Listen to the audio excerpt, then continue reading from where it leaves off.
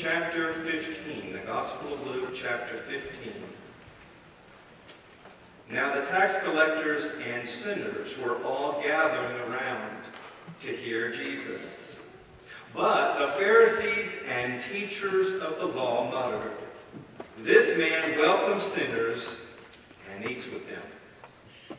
Then Jesus told them this parable. Suppose one of you has 100 sheep and loses one of them. Doesn't he leave the 99 in the open country to go after the lost sheep until he finds it? And when he finds it, he joyfully puts it on his shoulders and goes home and calls together his friends and neighbors and says, "Rejoice with me, I have found my lost sheep." I tell you that the same way there will be more rejoicing in heaven over one sinner who repents than the 99 righteous person who do not need to repent. Or suppose a woman has 10 silver coins and loses one of them. Doesn't she light a lamp, sweep the house, and search carefully until she finds it? And when she finds it, she calls together her friends and neighbors and says, "Rejoice with me, I have found my lost coin." In the same way, I tell you, there is rejoicing in the presence of the angels of God over one sinner who repents. Jesus continued, "There was a man who had 2 sons.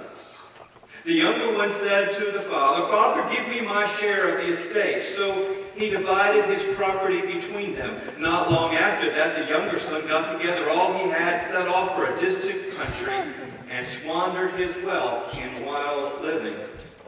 After he had spent everything, there was a severe famine in the whole country, and he began to be in need. So he went and hired himself out to a citizen of that country, who sent him to his fields to feed the pigs.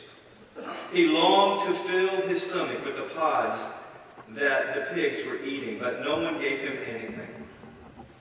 When he came to his senses, he said, 'How many of my father's hired servants have food to spare, and here I am starving to death? I will set out and go back to my father and say to him, Father, I have sinned against heaven and against you. I am no longer worthy to be called your son. Make me like one of your hired servants.' So he got up and went to his father, but while he was still a long way off, his father saw him and was filled with compassion for him. He ran to his son, threw his arms around him, and kissed him. The son said to him, 'Father, I have sinned against heaven and against you. I am no longer worthy to be called your son.' But the father said to his servants, 'Quick, bring the best robe and put it on him. Put a ring on his finger and sandals on his feet. Bring the fatted calf and kill it. Let's have a feast and celebrate. For this son of mine was dead and is alive again. He was lost and is found.' So they began to celebrate. Meanwhile, the older brother was in the field. When he came near that house, he heard music and dancing. So he called one of the servants and asked what was going on. 'Your brother has come home,' he replied, 'and your father has killed the fattened calf because he has him back safe and sound.' The older brother became angry and refused to go in. So his father went out and pleaded with him. But he answered his father, 'Look, all these years I've been slaving and have never disobeyed your orders. Yet you've never even given me a young goat so I could celebrate with my friends. But when this son of yours who has squandered your property with prostitutes come home, you kill the fatted calf for him.' 'My son,' the father said, 'you are always with me, and everything I have is yours. But we had to celebrate and be glad because this brother of yours was dead and is alive. He was lost and is found.'" Thomas Long, a great preacher, tells a story about being in a big city, staying in a hotel, as he was on a preaching tour. When he and his wife got on the elevator, they noticed that there was a handwritten note on the bulletin board in the elevator. It said, "Party tonight, room 210, 8 p.m. Everyone is invited." They began to imagine what the room would be like at 8 p.m. when there was all sorts of people who would show up for this party. Maybe there would be a sales rep seeking relief from the tedium of the road. Perhaps there would be a vacationing couple who were tired of sightseeing, who had come to experience a little bit of friendship and fellowship. Maybe there would be a man who was on an overnight stop after a long trip, and he was simply looking for some connection and festivity. Or maybe there would be some weary hotel employees who went out of obligation just to make sure that everything was okay. Or maybe some teenagers who had slipped out of their room and from the protection of their parents because they were curious about what might be happening in room 210. They got on the elevator later and noticed that the sign had been removed. It had been replaced with a typewritten note from the hotel staff that pointed out that the whole announcement was just a practical joke. It made sense. Nobody throws a party like that. But it is a little too bad that they don't, isn't it? Have you ever been intrigued by the idea that there could be a party and all of us were invited? It didn't make any difference who we were or where we came from or what our motivation might be. We could come feeling bored. We could come feeling lonely or curious, feeling a sense of responsibility, eager to make no friends. But no matter what it was that got us to the door, what mattered was happened to us after we arrived. Would you like to know that there was that kind of party? The good news of the gospel is that there is. There is a party going on, and all of us are encouraged and invited to attend. There is a party going on, and God himself is the host, and all the world is invited. All of the world is being sought out. All of the world is being included in the invitation, told that they are welcomed at the party. The biblical story that we looked at begins with some gripes and complaints from the scribes and the Pharisees. The object of their criticism is Jesus.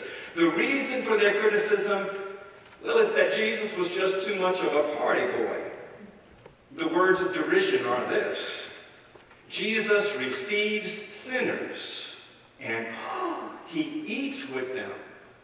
He sits at table with them like they are his friends and family. Sheriff Sheldon Jackson writes that we might expect Jesus to say, but look, guys, I'm going to redeem them. Look, all of these whores and tax collectors, all of these people that I'm partying with, the reason I've got them here is so that I can straighten them all up. I want to make them look more moral and ethical, more responsible, more like the rest of us.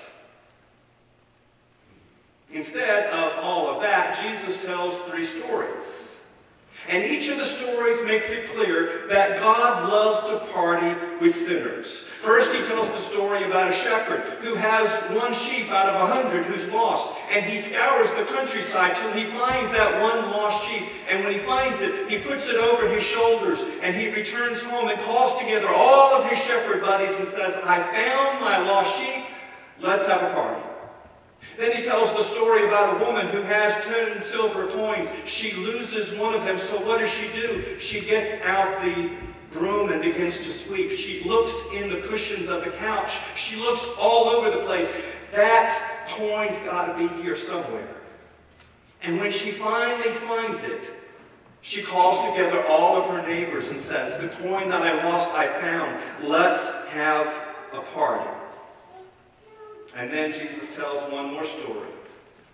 It's about a papa who has a child who has run away from home. And he celebrates the fact that this lost boy comes home. He celebrates with a lavish, excessive, and extravagant party. In tradition, we have called this the story of the prodigal son. But this is actually the story of the prodigal papa, because prodigal means lavish, it means excessive, it means extravagant. And the papa in this story, he is an extravagant God, lavish in his love for his sons. One who invites them and all of us home to discover that we have been claimed by love, that we have been redeemed by grace. To know that we are invited to this party, this huge, lavish, extravagant party. The story begins. A man had 2 sons. 2 sons who he loved for, cared, protected, provided for. But there came a day when the younger came to him and said, "Father, give me my share of the estate." In other words, let's just pretend that you're dead. Give me what's coming to me if that were the case. Give me my inheritance. I can do better on my own. And so the papa relents. The boy takes his inheritance. Within hours, he's hit the road on his way to the far country, on his way to fame and fortune and adventure, to companionship, which is plenty available as long as his resources are there. All of the excitement and titillation that money can buy. But what happens when the money's gone, when the funds are depleted? All of those so-called friends are gone as well. And he finds himself alone in a foreign land. He doesn't even speak the language because the only language that they could speak was that of money. So he finds himself alone in a foreign country with no resources. And the only job he can find is to take care of the pigs. Not a pleasant place for a nice Jewish boy, would it? And the only thing he can eat is the pig slop, the food that's prepared for the animals. And the text says that while he's in that place, he comes to his senses. Now, when I lived on the Northern Neck, one of the members of my parish was a pig farmer. I can guarantee you that if you are ever around a pig farm, your senses will be working overtime. But this was not a reference to the smell of the pigs. This is a reference to him remembering something. He remembers that back home there's safety, back home there's protection, back home there's goodness, back home there's inclusion, back home there's love, the love of the Father. So he comes to his senses, but not independent of his remembrance of his Father's goodness. He comes to his senses in a context of recognizing the Father's generosity and kindness and love. He is never lost to his Father's love. His resources are gone. There's nothing but pig slop to eat. But he realizes in Papa's house, he's liked, loved, accepted, and included. And so, with nothing in his hands to show for his life, with nothing to bring, with a life that is tattered and worn, he heads home. Back home, he says, even the servants do better than this. Back home, although they have food to eat and shelter over their head, back home, the Father there treats them with kindness. I'll go home, I'll confess my sins. Just maybe if I'm lucky, Father will hire me to be one of his servants. Now, there's some things I want you to realize at this point. I want you to realize that the boy had stopped loving his father, had treated him as though he were dead, but the papa had never stopped loving his son. I want you to realize that everything was wasted by the boy. He lost all recognition of the father's love for him, but the father had never stopped loving him. You see, the lostness was an attitude of the heart. The lostness was a creation of his own faulty line of reasoning. He was never outside of his papa's love. He was lost, but still loved. Even in the far country, his papa still loved him. Even when he was wasting his life in reckless behavior, the father still loved him. Even when he was living in rebellion in a pigsty, he was still loved. He was lost in that he did not realize that he was loved by the Father. But the Papa's love remained constant. And it was that love that brought him to his senses. Now, when he arrived over the hillside, the Papa saw him and was filled with compassion. And so what did Papa do? Papa ran to greet his son. In that culture, it would be considered undignified for an elder man to run. And besides, there's those long robes. You'd have to pick that thing up in between your legs in order to stretch your feet. It would look completely ridiculous for a Papa to run like that. An older man would never do such a thing, but this Papa did. He wasn't concerned about his reputation. He wasn't concerned about his honor. He wasn't concerned about his dignity. He was concerned about his son. And the father reached him, and what did he do? He reached out and embraced his son and gave him a kiss. Now, in that culture, a son could kiss the father's hand as a sign of respect and submission. But what happened here was that the father threw his arms around his boy and smothered him with kisses. And the papa gave him a ring. It was the family signet ring. This was the ring that would be used to confirm all business by the family, to be the seal on contracts and finances. It would be like giving your kid the gold card and saying, go and spend it however you wish. It's like saying to the boy, boy, you are still my son, and you are part of this family. He gave him the best robe, probably the papa's robe. He wrapped the boy up in his father's love and acceptance. Just as the Bible tells us that God wraps us up in the righteousness of Jesus, Paul writes, God made him who had no sin to be sin for us, so that in him we could become the righteousness of God. And Papa gave the boy a new pair of shoes. It sounds like a song, doesn't it? Papa gave him a new pair of shoes. You see, in that culture, slaves never wore shoes, but sons could not go without them. And then there was the party. This huge, magnificent party. The biggest blowout that side of the Jordan River. There was singing, there was dancing, there was drinking, there was eating. It was nothing like an after-church Baptist social. Kill the fattened calf, the one I've been saving for a special occasion. This is the most special occasion of all. My son has come home. Notice that the papa never checked the boy's intentions before starting the party. He didn't check his motivation, didn't check his rationale, didn't check to see if he understood all the rules of the household, didn't check to see if the boy was willing to be dedicated to the father's way. What mattered most to the papa was the papa's love for the son. The boy had been lost in a far country. He came to his senses. He came home. That was reason enough to celebrate. Notice that the son did not initiate any of this. Oh, we'd be tempted to think that was the case because the son went home. But the context is the son remembering. It was the remembrance of what? The love of the father that changed the heart of the son. Everything the son did was in remembrance of the goodness and love of the father. You see, everything the boy had, even his faith, was insufficient, but Papa's love was all sufficient. It was love that brought him to his senses and brought him home.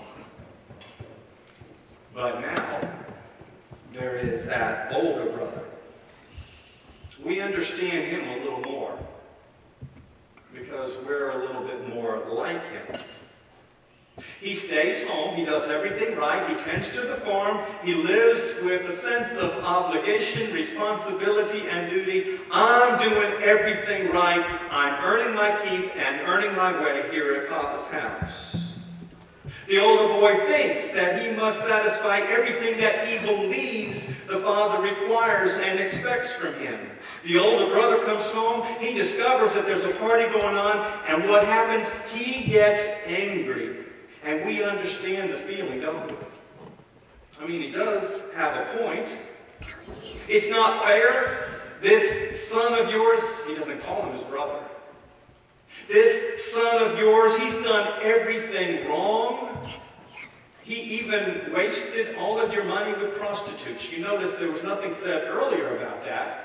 But somehow when we look at the sins of others, we always want to magnify and expand it and extend it to make the other look so bad. He's done everything wrong, and now he comes home after all of that, and what do? You throw a party for him. You get the fatted calf, and there's the ring and the robe and all of the rest. There's no punishment. There's no sending to his room and giving him a sense of time out. There's no lecture. There's no restriction. There's no laying down the law. There's no saying straighten up and fly right. There's no guilt trip. Oh, don't you realize, son, how much your mother and I have been worried about you? There's none of that. He just throws the party. The old boy had a point. It seems unfair. He'd been working so hard to get his way. Your son did nothing right. I did everything right. But you throw a party for him. You've never given me a lamb so that I could get together with my friends and have a little cookout out back. But you throw a party for him. And so where is the older son now? Standing outside. Standing outside the party. Standing outside the house. Standing outside the celebration. Standing outside the awareness that Papa's love for him was just the same as for the other boy. That he never had to do any of those things to earn his way. He was always his Papa's little boy. My son, he says, all I have has always been yours. You are mine. That's true. The older boy didn't realize it. He thought he had to earn his way. But yet all along, don't you see, the older brother had been surrounded by all of the love of his Papa. And in the middle of it all, he was lost because he thought he had to earn his way. The party's just not for your brother, he says. It's also for you. All I have is yours. Can you see how Papa's the true prodigal of the story? This Papa is extravagant and excessive in his love for his children. It's a love that reaches out to a far country, into the heart of a brother, and brings him to an awareness that he's liked and loved and accepted. It is a love that reaches just outside the door, just beyond the porch where the older brother is standing in despair and in darkness, and says to him, this party is for you as well. Come inside. Now, think of those to whom Jesus was telling this story. Those who prided themselves, thinking they had nothing to do to earn their way. They had done everything right.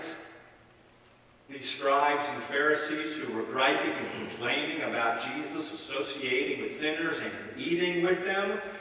Do you think they were upset by this story? You bet they were. You see, this is a story about Jesus' Papa. Jesus' Papa who reaches out to the far country and also reaches outside, just beyond his own door, to all the people who are trying to earn their way. Jesus' Papa likes and loves, accepts, includes, adopts everyone. Even those who are wasting their life in reckless living, even those who think that those who are outside in the far country are a total waste of time and believe they've earned their way because they're religious. You see, this party is for sinners and the super religious. This party is for the people who are outside the doors of this fellowship and know nothing of Father's love and who are living their life in wild and reckless ways.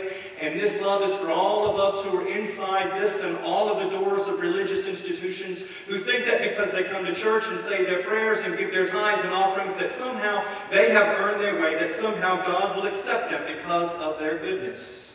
Jesus' Father is a prodigal, wasteful, extravagant, lavish, and excessive, both towards the Pharisees and the Sadducees and the scribes and all of the rest, as well as to all the outcasts and the derelicts of his day and ours.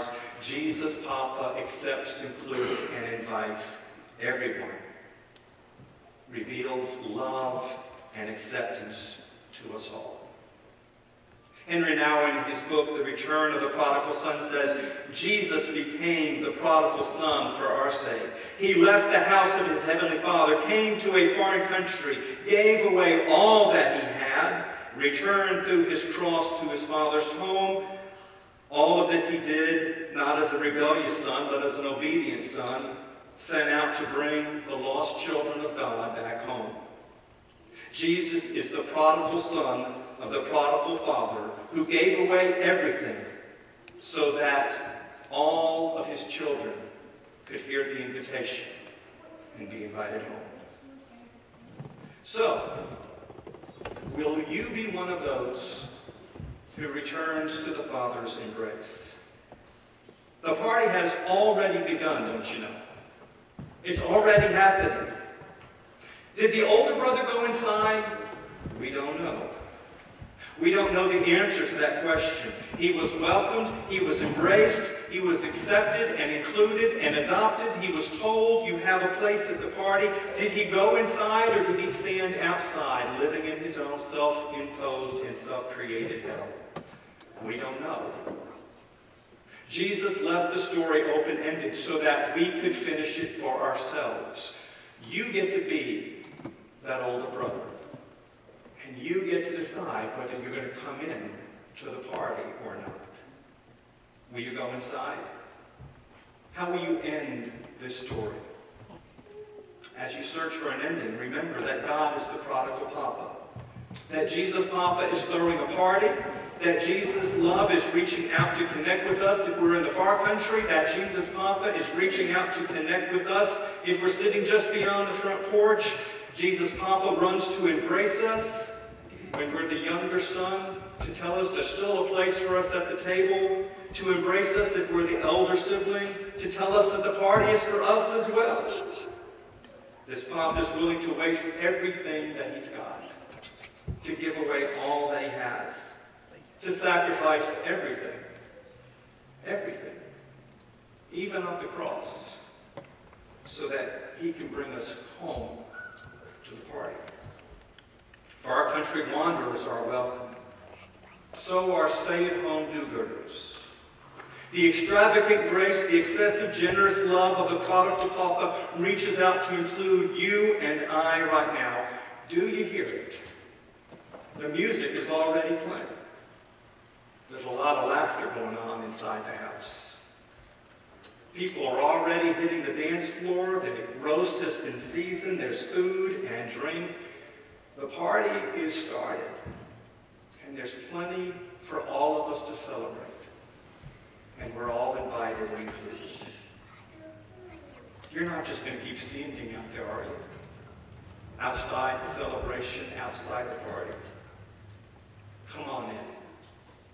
You are welcomed. You are included and loved. And there is something amazing going on that we're all invited to celebrate. Let us pray.